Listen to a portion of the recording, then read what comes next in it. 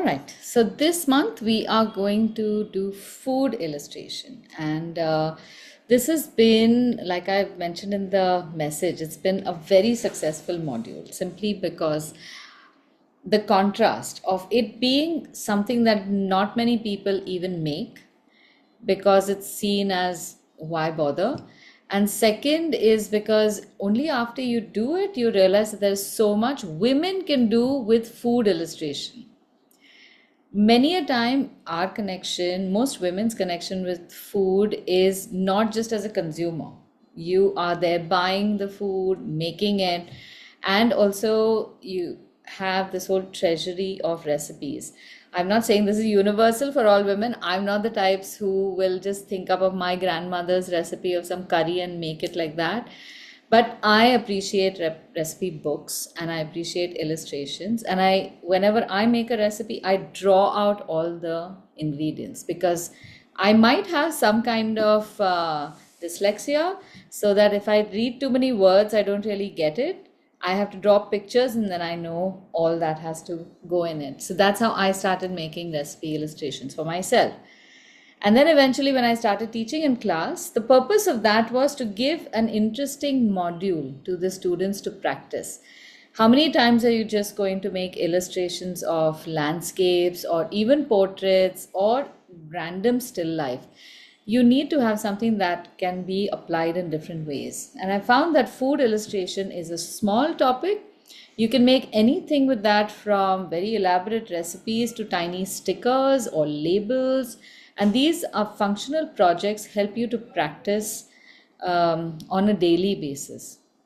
Secondly, also, a lot of things that you do in food illustration are like small tasks that you learn to achieve, which you can then apply for something as complex as, say, portraiture.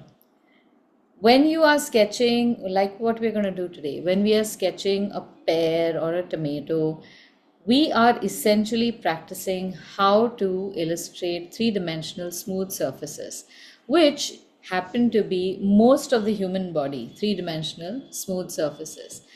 And we can get a sense of three-dimension shading well on fruit and vegetables, which then we can use on other surfaces as well. So I want you to see this as a means to an end, the end being achieving better results in more complex illustration, and second, an end in itself when you start using food illustration for other applications of your own. So later on, sometime in the middle of the class, I'll explain to you about the recipe book also, for which we are going to be collecting recipes by August. I'll give you some details about that, and hopefully then through this month you will be encouraged to start making sketches of some recipes that you might want to put in this student's cookbook as well. All right, let's get to the pictures. I have shared some pictures on the group. So I'm looking at simple fruit, just one or two of each specimen, focusing on their shape and colors and trying to illustrate that. We are going to do two different kinds of illustrations, at least, if not three. The first one is going to be I'm going to show you how to sketch, just basics of sketching. That is like the first line of layer of foundation that you have to spend time on if you want to be good at anything else. And sketching is not just about learning how to shade. It is more than that. It is about learning to see the invisible lines that create the form on paper. This happens after you have made a number of sketches. Every time you make a sketch, your experience is recorded in your brain, and you know before and after a result of your actions right away. So today what you're going to draw is going to be recorded as something, a decision that I made and the outcome that I achieved. You don't have to put it in words. It is just going to be something that your brain or your body is going to learn.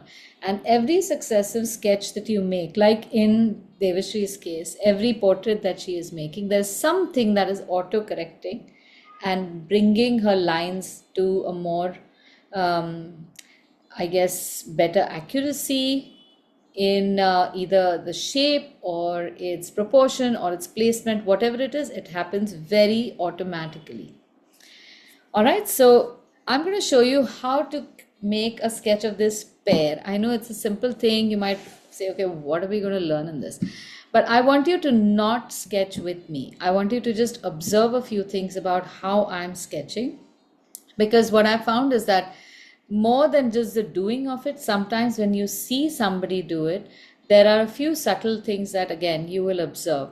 How the pencil is held, how the shapes are made, how the lines are made, how the hand dances on paper. I myself have learned this observing many other artists, and it has radically changed my practice. And I didn't even have to say, put a point down and say, I hold the pencil this way, but this guy is holding it that way. His pencil is shaped in this way.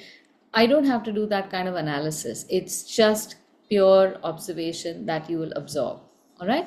So let's begin. This is our pear. And I'm going to, my aim is to recreate this pear in pencil as if this pear were a black and white image. I will be sharing a black and white image afterwards, so we can compare the tones that we create with the tones that arrive naturally once the color is removed from this pear. So the proportions of this pear are basically just two circles or two ovals, one on top of the other. And I'm not going to give you the proportions, but I want you to be able to look at this and look at your sketch and see whether you have made the right width and the right height and how well you're adjusting. And I'll show you how you can go about that.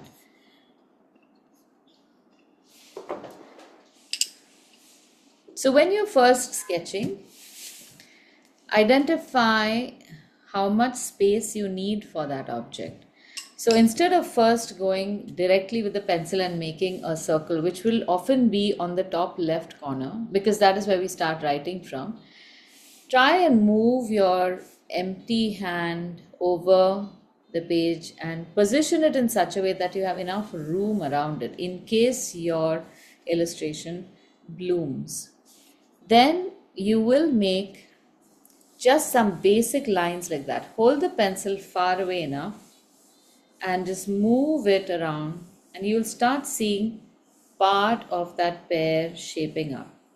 So what I don't want you to do is start making that shape directly. Make its fundamental shapes. The roundness of the pear is, I guess it's more on the right, a little less on the left, yet it is tilted at a particular angle. Probably the tilt seems more evident because of the angle of the stalk. Whatever it is, this is how you can start building the first shape. The second thing you do when you come to multiple curves, don't make the whole curve. We very often make this mistake and then the curve looks horrible. Start with making just flat lines wherever you feel the curves need to join. And these lines will start giving you a sense of the shape. Once you have these lines drawn, it's very easy to make short curves like that.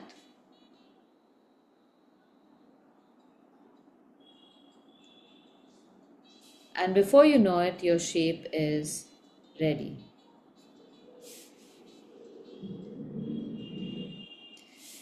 These shapes or these lines are also temporary. So if you feel, so let me rephrase that. These lines are temporary and they can be firmed up only after you have shaded in all the details. As you shade in, some of this area starts looking bigger or smaller than you had anticipated, which will then give you a clue to how to adjust the lines that you have made. That is why these lines are temporary. Now, when you're shading this, the first thing to do is just use a light hand holding your pencil far away enough to start filling in the mid tones. You can start with, so mid tones are where you don't have too much of highlight and too much of shadow, but the middle part plus the shadows. The highlight is something that you will just avoid. And you start filling in with just lines. And I keep changing the direction of my lines. And every time you overlap a line over another line, you are creating a darker shade.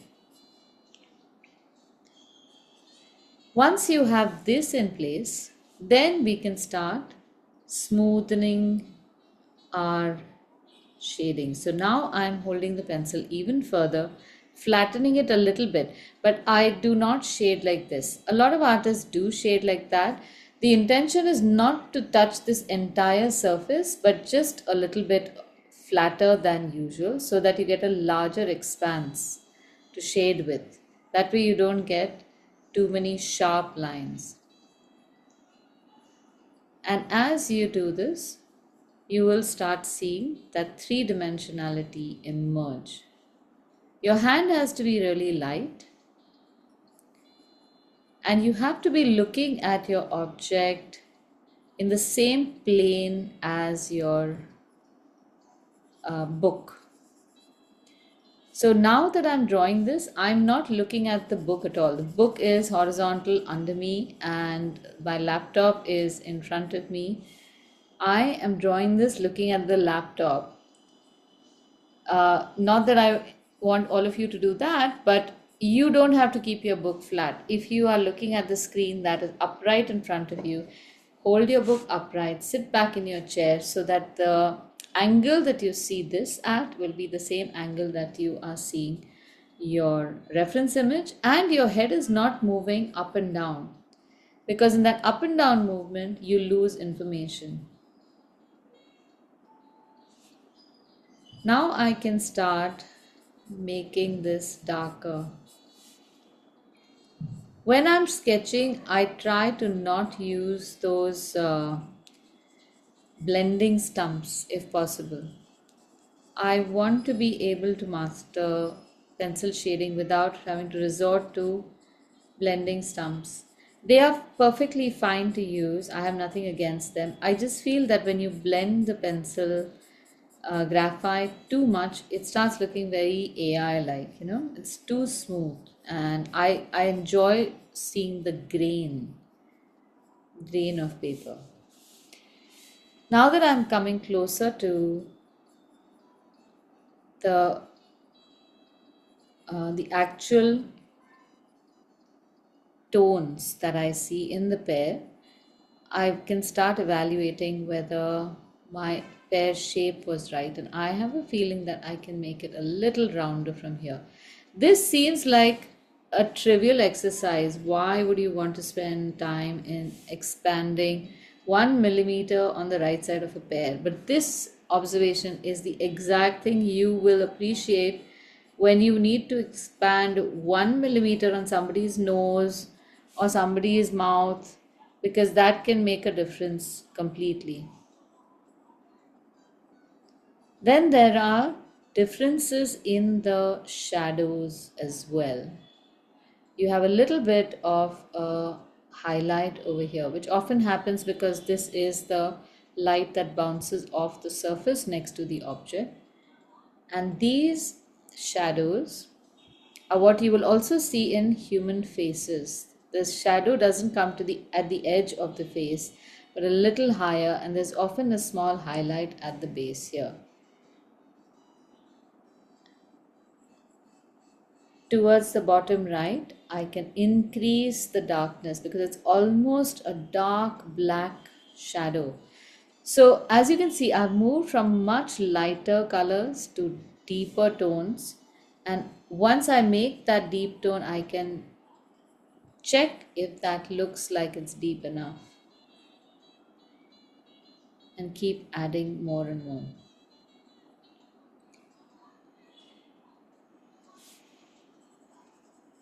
So I can do at least 2-3 rounds of this more. I can do some more shading here to make it smoother. Then of course I'm going to be making the stalk, but I'll wait over here and I'm going to start you guys off as well. But before you start making the pear, I first want you to study the range of your pencil. So we are going to make 4 boxes. They're going to be made like this. Just make one horizontal rectangle, divide it in half and then into quarters. I'm using a regular 2B pencil. So the first thing I want you to do is on the extreme right.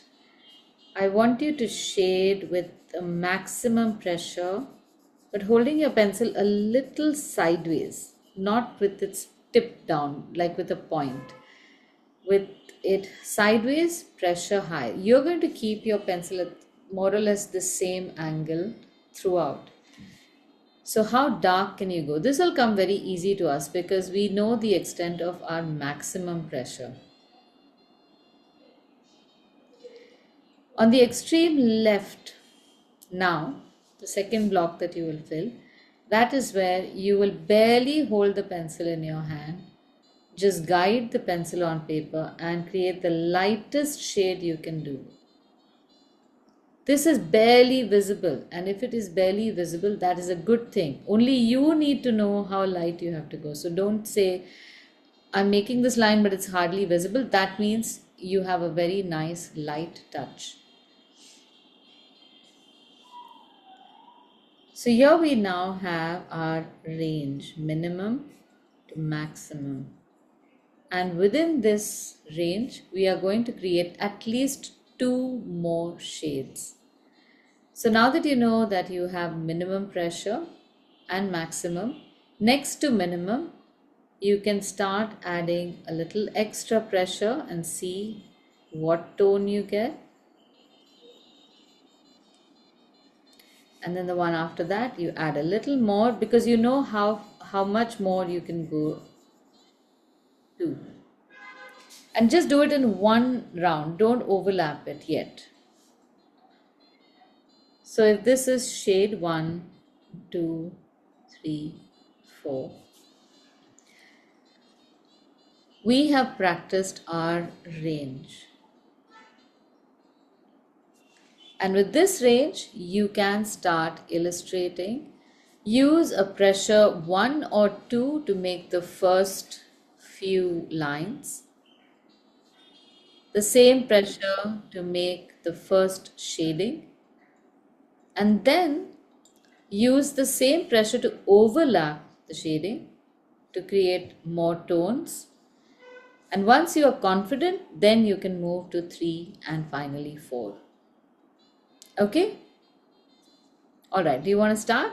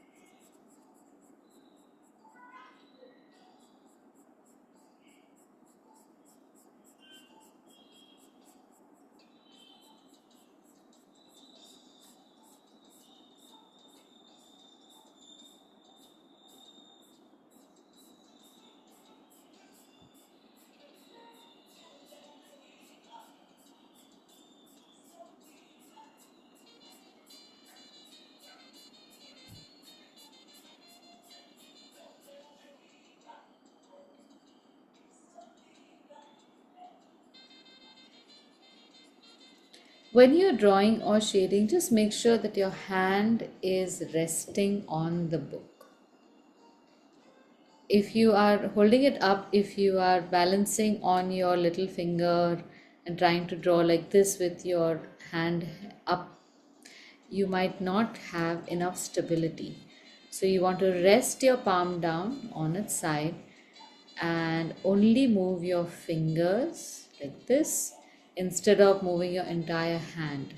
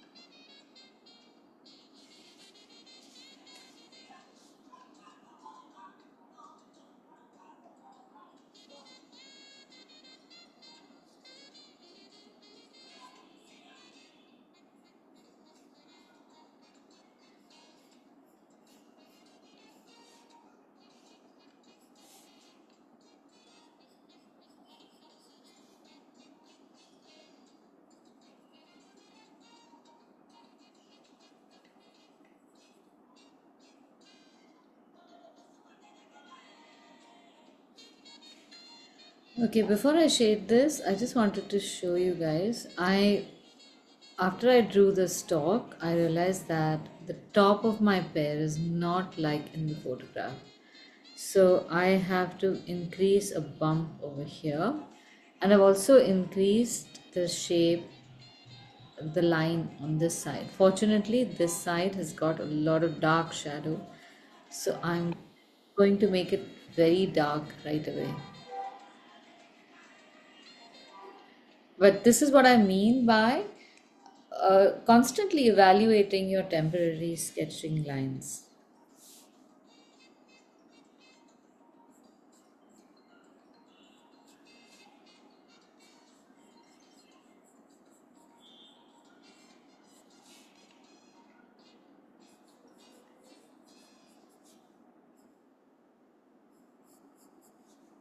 Now, 2B pencil has its limitations. It will not become too dark.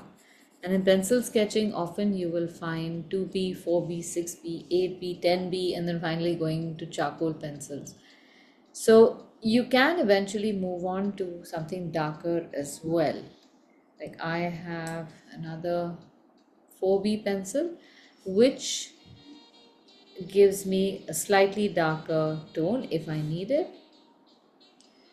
So after I have finished about 3/4 of the picture in 2B, I can move to 4B. I don't want the 2B lead to have occupied so much space that the 4B lead is going to make no difference. And then eventually also I have a 6B, but you don't need it. I just wanted to show you this so that if you do enjoy pencil sketching, you can consider picking up those a packet with all these pencils and try making these sketches even more detailed.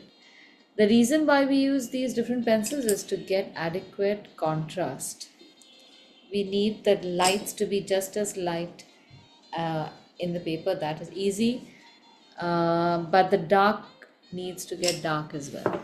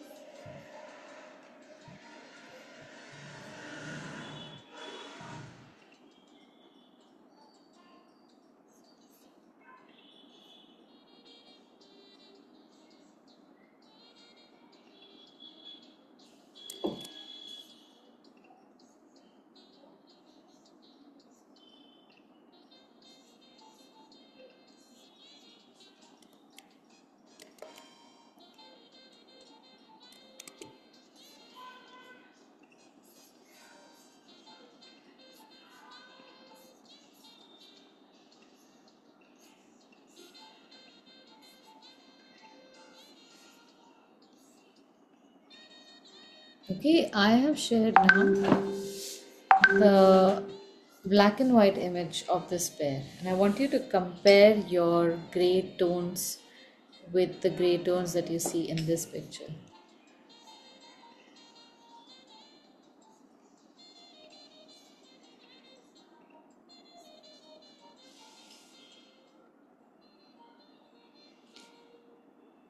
See this? What we see as midtones are so much lighter in our sketch than they can be seen in gray.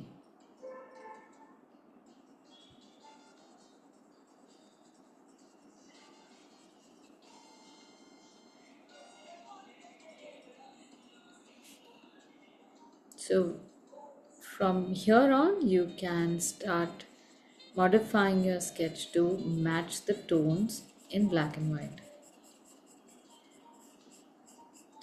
Now, of course, it's much easier to see it in black and white, right? How colors, when they are translated into grayscale. But you want to practice converting color to grayscale also, and then checking it with a grayscale photograph of the same.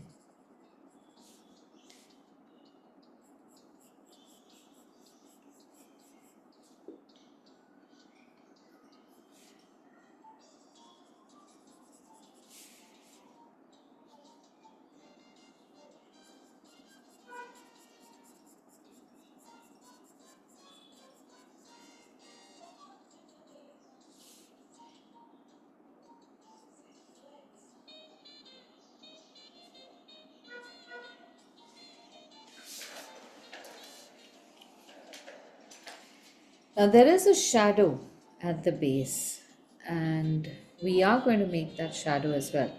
But when you're making the shadow, again, start making it light first. Make a mid-tone underneath that, and make it in the central space. So make it in the space slightly smaller than you think is the space used up by the shadow, something like this. and expand it outward. Avoid making this line from the side here and then trying to color it. Don't do it that way. Go from inside to outside. Because very often what I found is that we don't see these as horizontal shadows, and you'll end up making an odd shape like this, which doesn't look like a shadow. It'll just look like something sticking out of the bottom of that pear. And there's really no way of correcting it. It's just a horizontal line underneath the array. Yeah, so it's a horizontal line right underneath the pear, which expands into an oval shape from both sides, which we will then flesh out.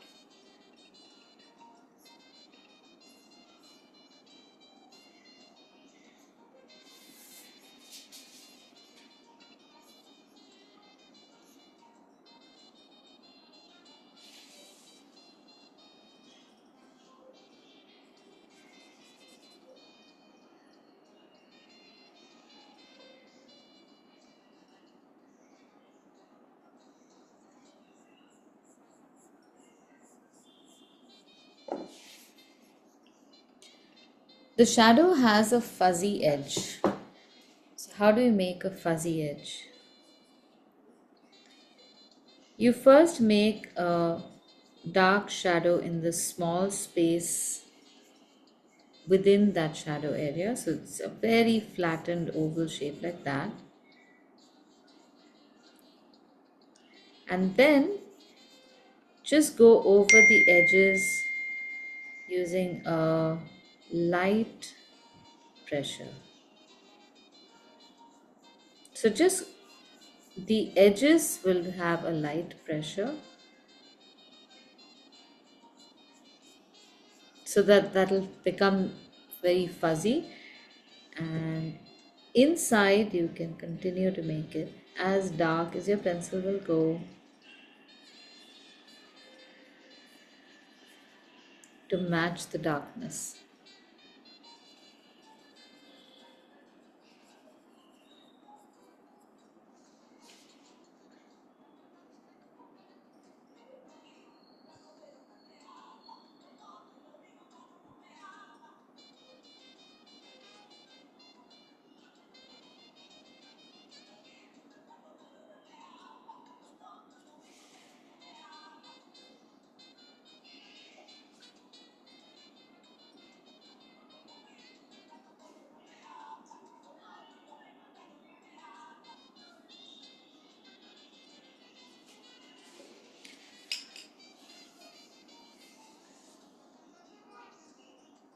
Okay, I think mine is done.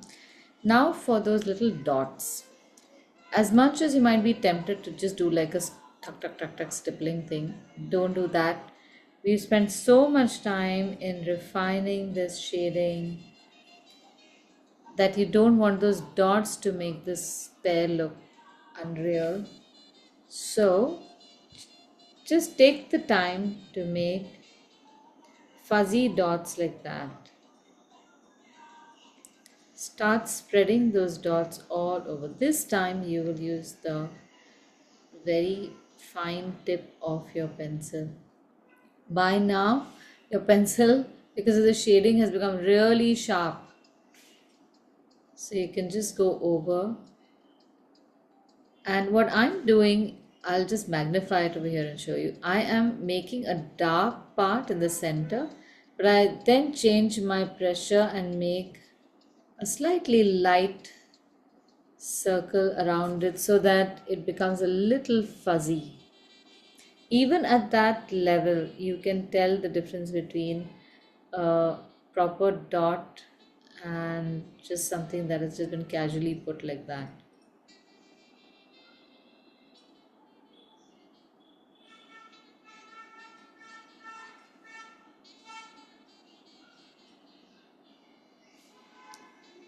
And in order to distribute the dots without having them come in a line, one next to the other, I just move my hand to different parts of the bear.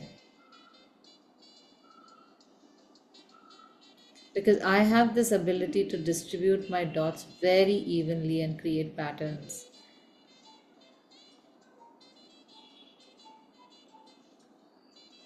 And this can continue.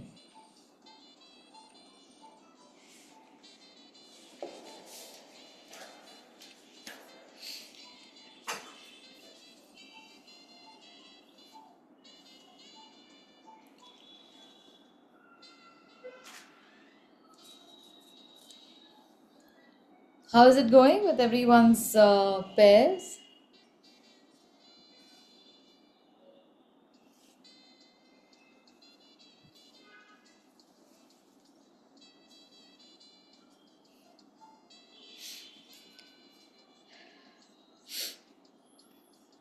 Ravina, hold your book when you are sketching.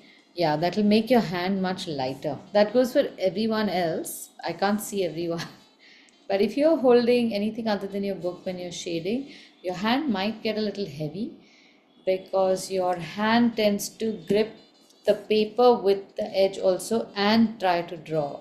And then you will wonder why you're not getting light line. This is something that I have to constantly monitor in the calligraphy class as well. Because in that, we definitely need a very light hand. And most people are used to keeping their hands on their chin or something when they're writing. So, the first 3 months, I'm just telling everyone to hold the book.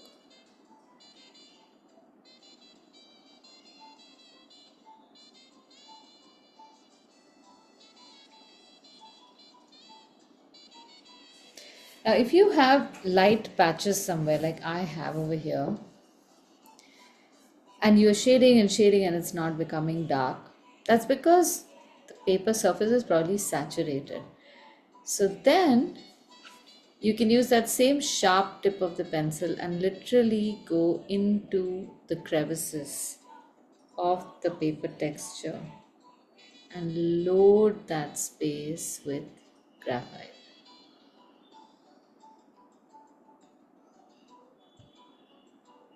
I know this is a little tedious, but this is the best way you can ensure that you get a nice even color or tone in that space, especially because of the texture of the paper that might be impeding.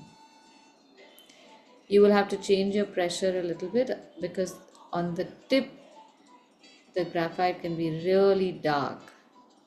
If you don't want a few dark patches over there, start off with lower pressure.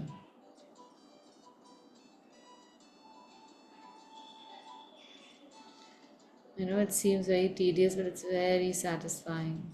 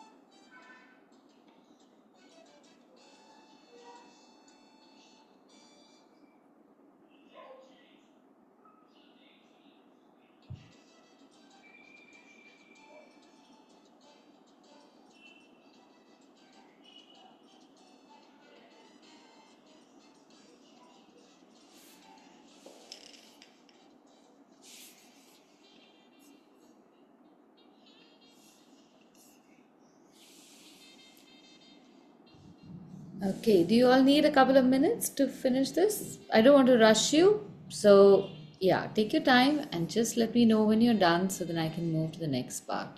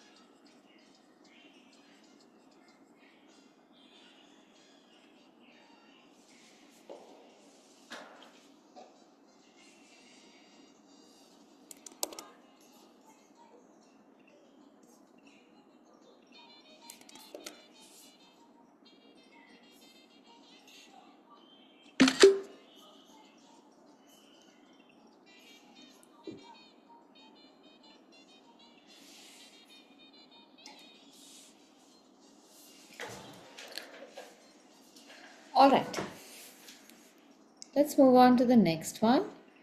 So this one, for this illustration, I want to show you how to use watercolor and color pencils together. And I have chosen these tomatoes to draw that.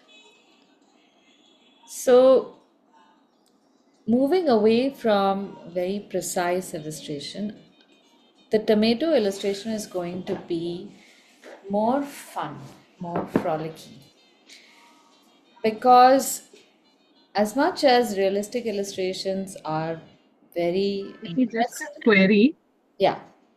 Now this pencil thing is getting smudged all over. So is there any way that we can, like, what do we do to whatever you do around it, or when I close the book also it's going to. Yeah, so in order to, if you make a pencil sketch, there is a spray that you can apply, Okay. but I don't recommend it for something like this because Yeah. it's an expensive thing that you'll have to buy. You can just keep another sheet of paper. I normally just tape some Yeah. old paper or something, the Yeah. blank side. So I've been doing the same, but I thought, is there another way to do it? No, I've no, been putting post-it tape, post-it at yeah, the top that's of fine. it.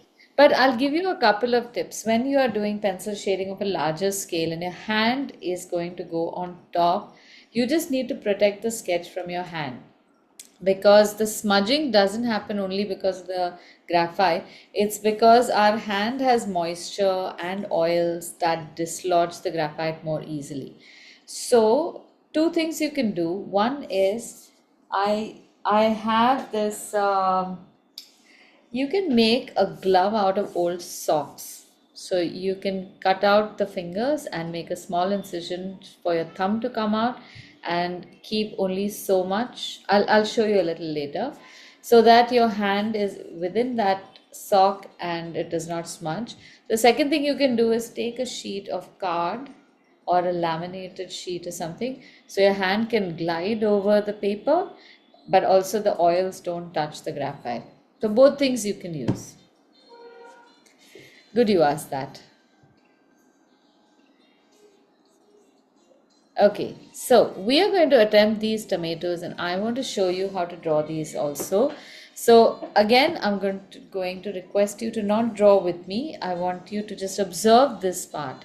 I'm going to draw these and I'm also going to paint these in one shot because they're very casual and then I will wait for you to do the same.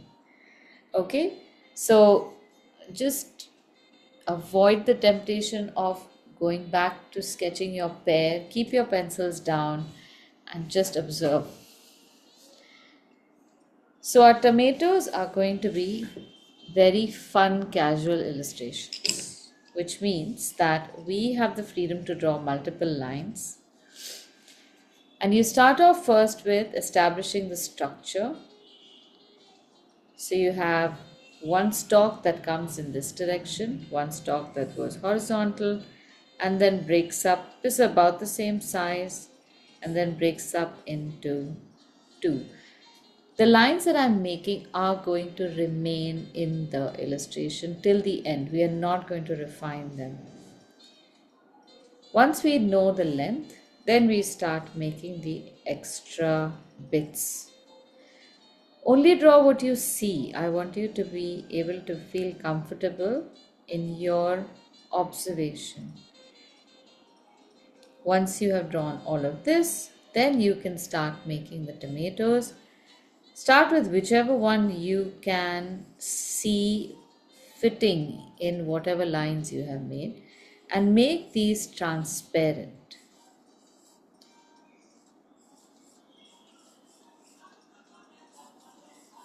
Our sizes and proportions are going to go all over the place for this, and it's fine. This will still look like tomatoes. Multiple lines going all over the place, that is also fine. And after this stage, we can start refining it just a little bit. You know what? I'm going to stop at this stage. I'm going to ask you to draw this much because if I go over this and I paint it, then maybe you won't see the basic structure. then I don't want to stress you out so much. So let's draw only so much, and then I will start refining it.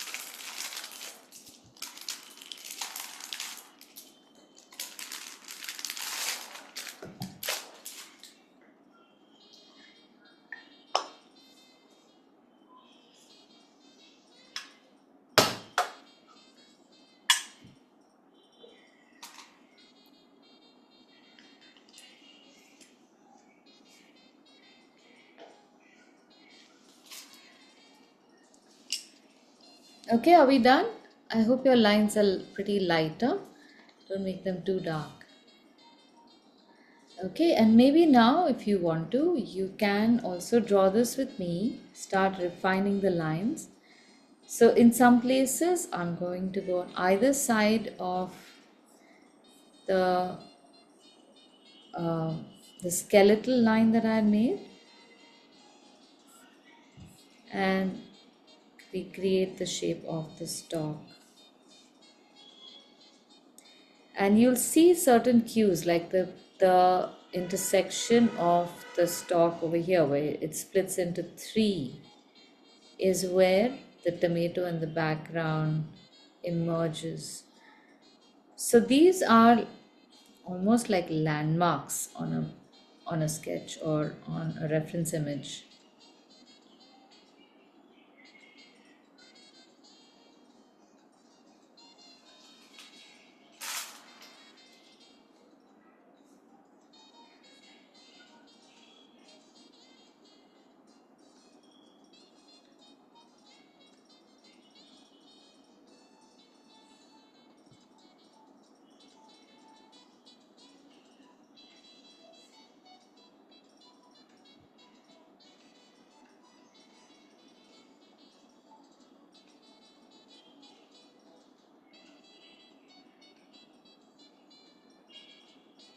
So look at thickness of line and all.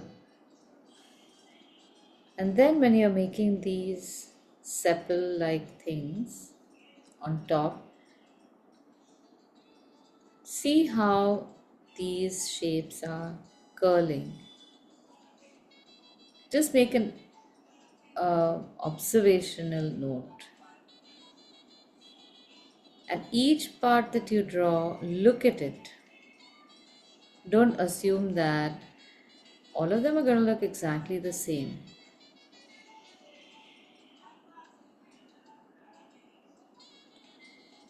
Some are also overlapping the stalk. Now we are drawing still transparent lines, right? So some lines will go through the stalk, but we are going to color this up, so it's fine.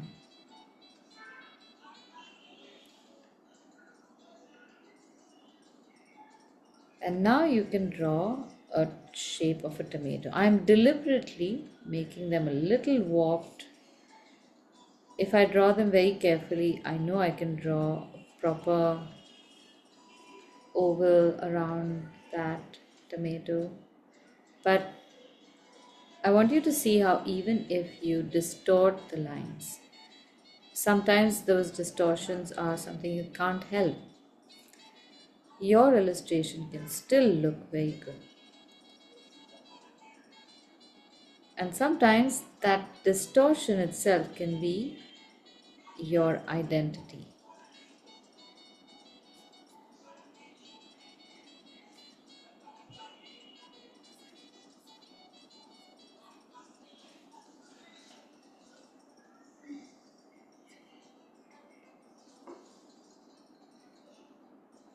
Finish off these stalks on the top.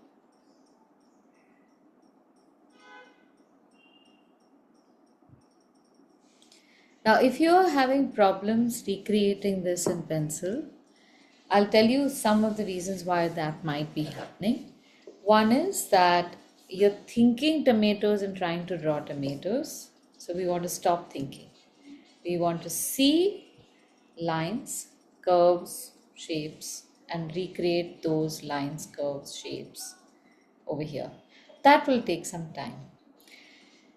The second is, are you able to draw what you want to draw? So that comes to the strength that you have in your fingers and in your palm to be confident about that shape. So if it's not happening, break the line up. But please do not draw lines like this. Because if you are going to draw hairy tomatoes like that, they will not look good. Even if you draw a tomato that looks square or like a strawberry and then correct it, this is still better than hairy tomatoes.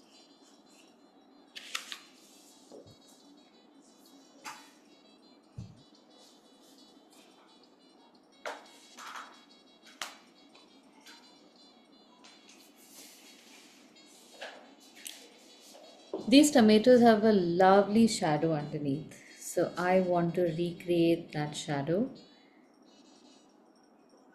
What you will do over here is try to just see the negative shapes, the shape of the shadow underneath it. That's all we can do. So this is a negative illustration of those shapes.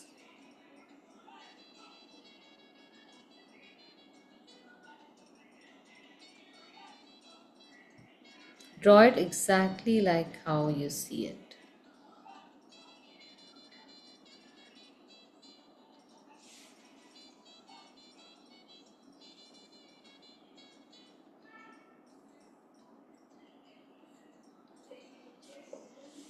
So we're not drawing individual shadows for the tomatoes or the stalk. Draw it as the shape that you see.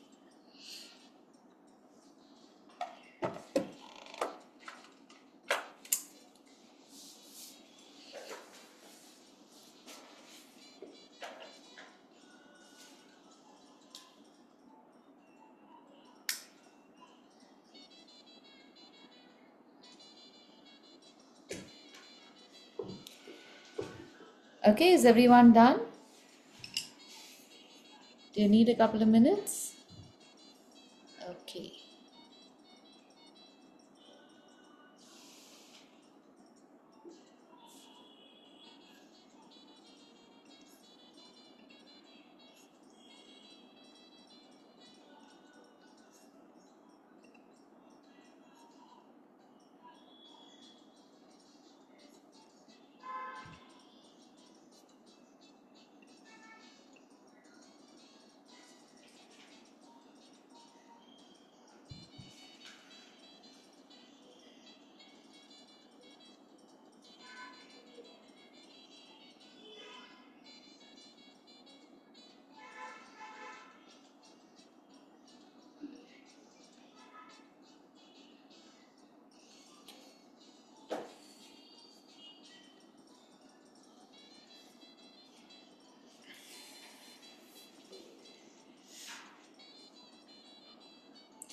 So during the rest of the week, if you plan to practice any of these sketches, I'm going to ask you to challenge yourself to draw uh, without using an eraser.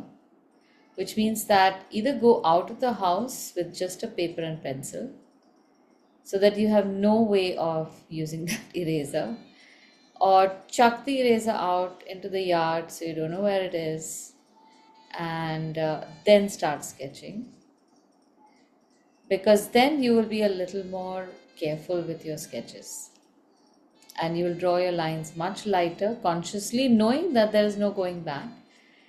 Or you will learn to love the lines that you have made. So, either ways, it's a win win.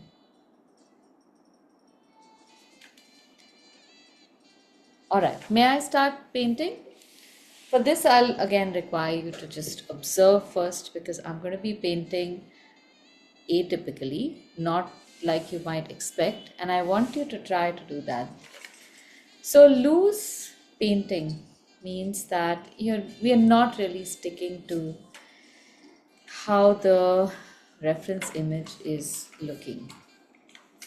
We want to add our own spin to this, which means that we can add any color we want, so long as these look like tomatoes, or maybe they might not even look like tomatoes, but they have to look like a compelling illustration.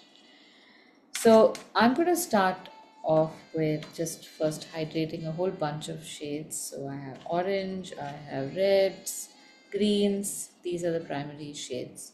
And I'm going to give this a base coat. After the base coat, I am going to let this dry. I might add some other colors also. I might add a purple somewhere or a blue somewhere.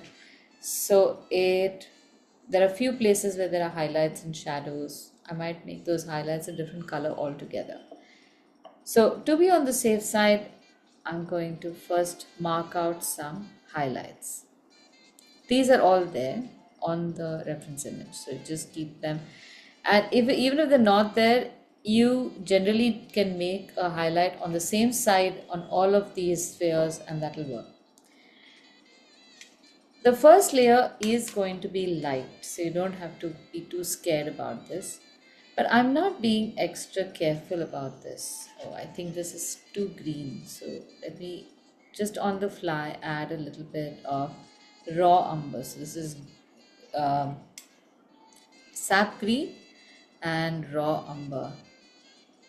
And as you can see, my hand is moving very casually. The brush is held far behind. You can hold the brush closer for better control if you want to. But look at the action, stain and move forward. What we don't want to do is carefully paint 4-5 times in the same place. Just a quick slap of color and you have to move on. We need that kind of lightness in the strokes. Then here comes the slightly hairy part. Start adding color while the first color is still wet. You can be a little careful so that you don't go into the green deliberately, but you can add a mix of colors, like in this case orange and scarlet.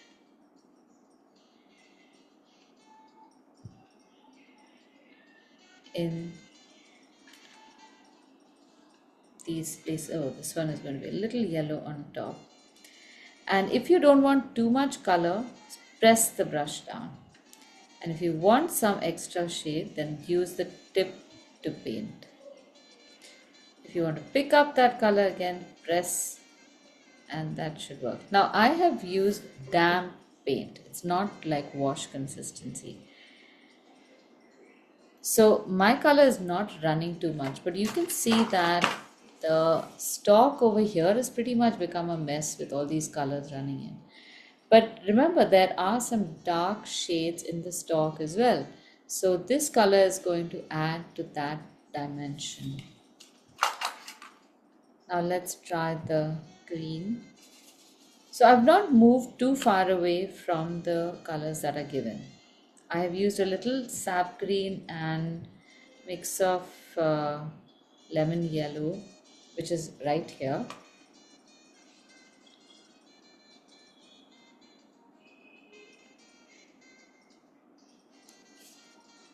And I'm painting with a number 7 brush, but you can use a number 4, 5, 6 also. It all depends on how confident you are wielding your brush.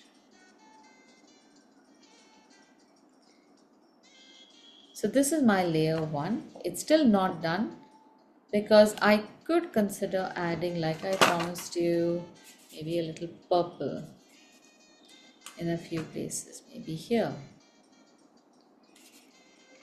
maybe somewhere like this.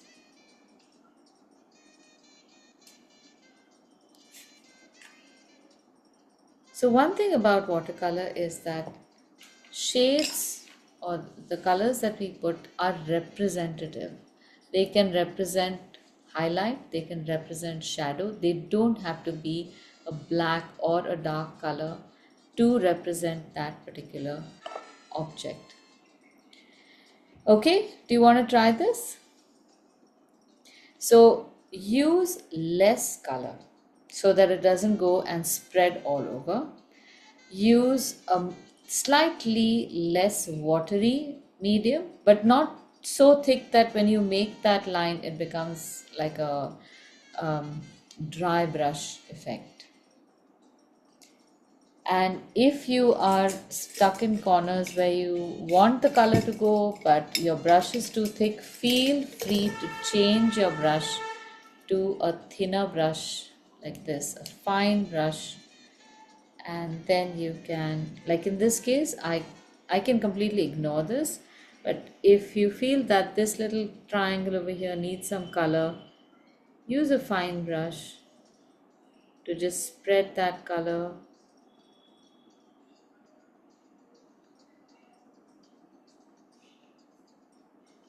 So that it doesn't look like it's half finished.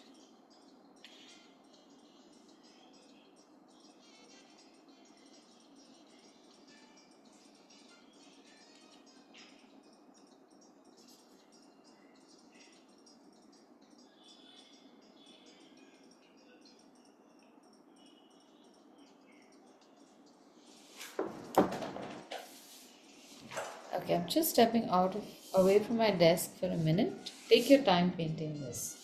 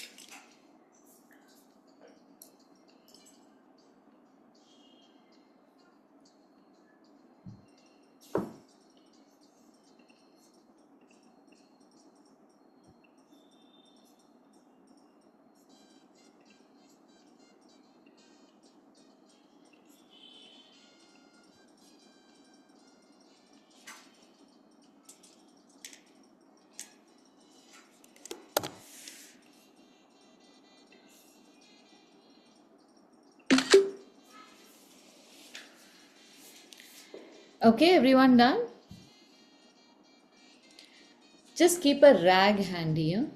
I don't know how many of you keep a rag handy, but a rag with watercolor is just as important as the water you use for washing.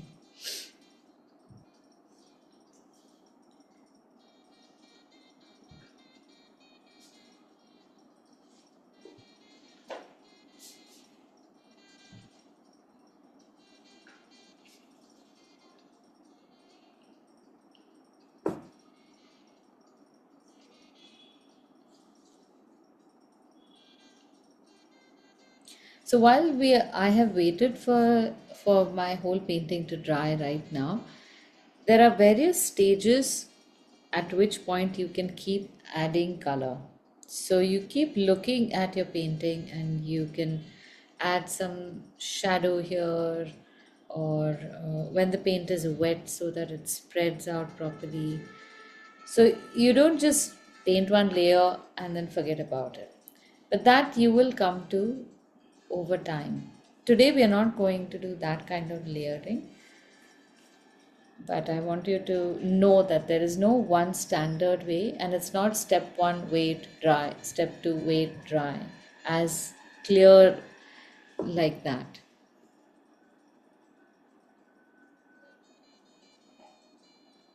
Can I ask one question, please? Yeah, yeah, of course, go ahead. The tomato leaf, Mm-hmm. I don't know what to say it, but if that is coming over the tomato, so should I color it red, or I don't know, your is looking perfect, but yeah, the same thing, yeah. So this is green, Yeah. right? Second tomato, but if I color it, the Uh-huh. leaves will, how do I then highlight the leaves? Like, Can I, yeah, 1 minute, just hold it the way you're holding it. Let me just have a closer look at it. Yeah. You can paint that green, but you can also reduce the amount of pigment you have right now. It's become very pure red. So we need about 50% less, I would say, because it's very vibrant right now, your color, which is great if you want to paint it a flat color. But here I want you to see that there are variations you get in the shade because of the water and because of less pigment. So the next one that you paint, reduce it. If you've got a puddle of paint like that, just take a little bit to the side, add some water to it. So you will get less pigment, and then try painting with that, and then you can compare the two.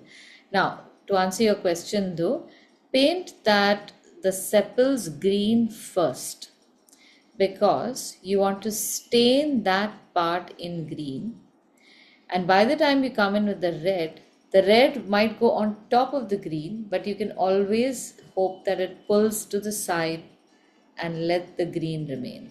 If you try painting the green on top of the red, it will be a little unfair for the red, I think. You know what I mean?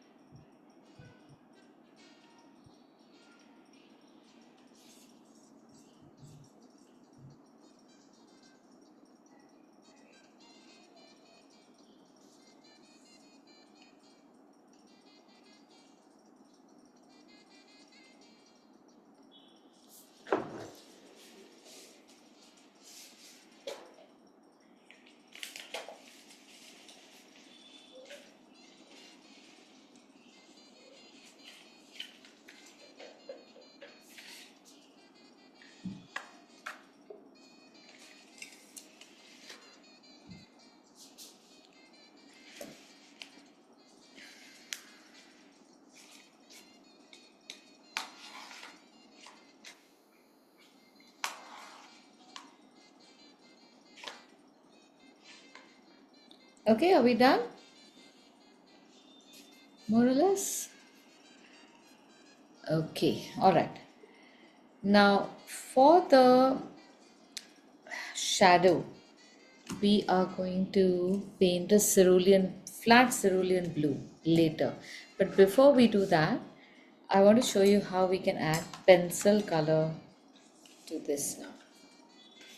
So while we have drawn the base, there are certain things that we can add with shadows. We can of course do the whole thing with the second layer with watercolor also.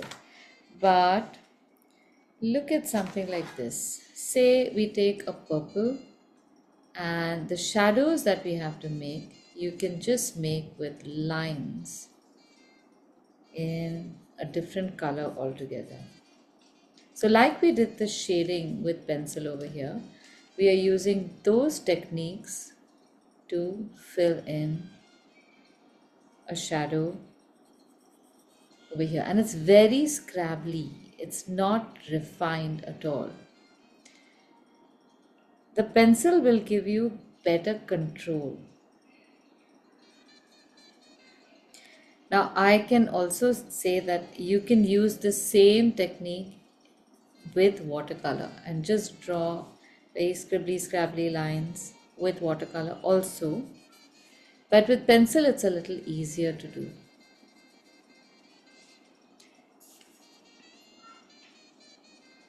So when you're looking at your own picture, you will think that this is just not going to work.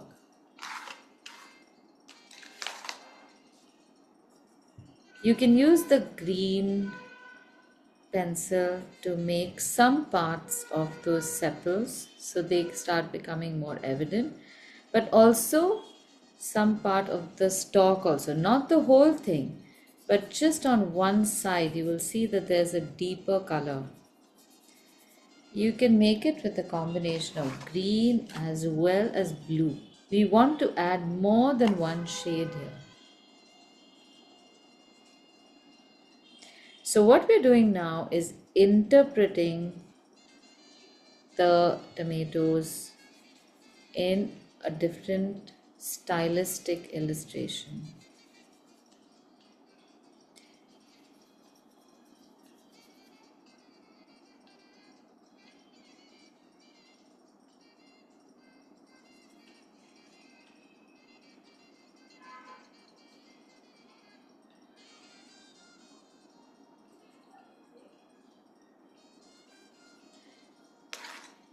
And it's worth experimenting with bizarre colors also, which means that in a green, what if I were to use an orange? What does that do? For a shadow.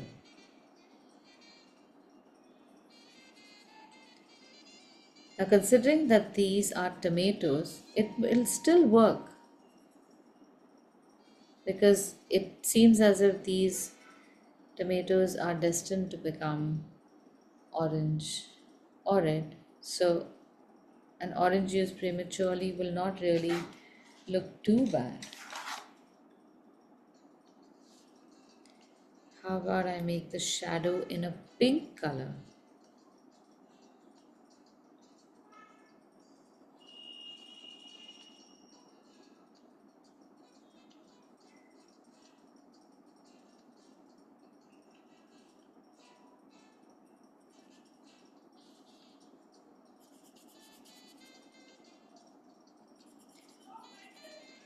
So all this comes down to observation. How are you seeing what you are seeing? And then how you can make something out of that which resembles something. How good are you at creating illusions?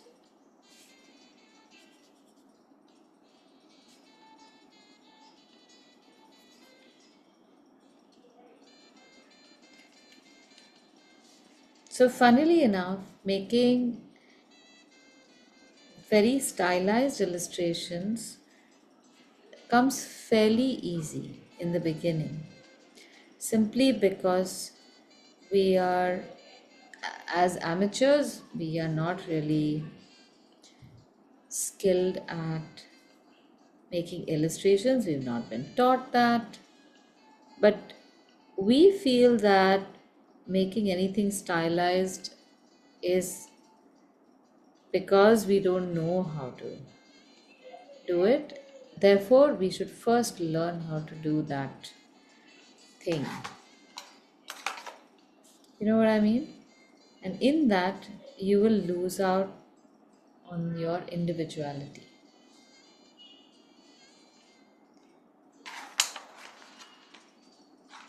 So once this is done, once you're satisfied, we can paint the shadow in a blue because you don't want the painting to look drab.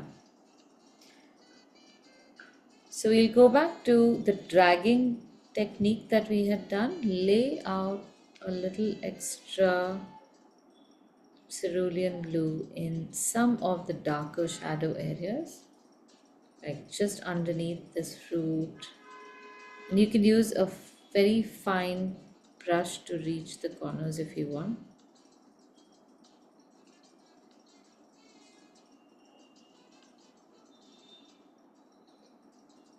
And then just drag it outward without loading the brush. So you get two tones at least. You will get light tone away from the object and a nice deep tone of the same color closer to the object.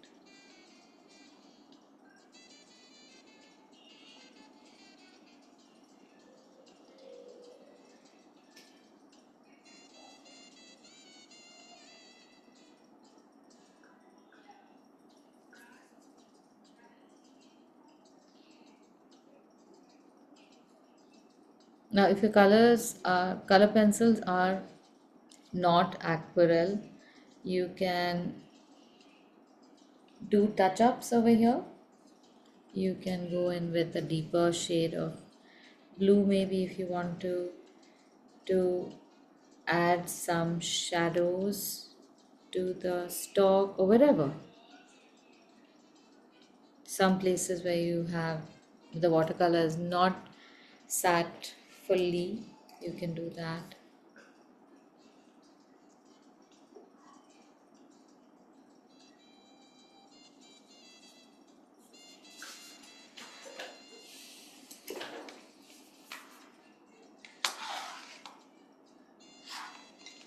And that's it.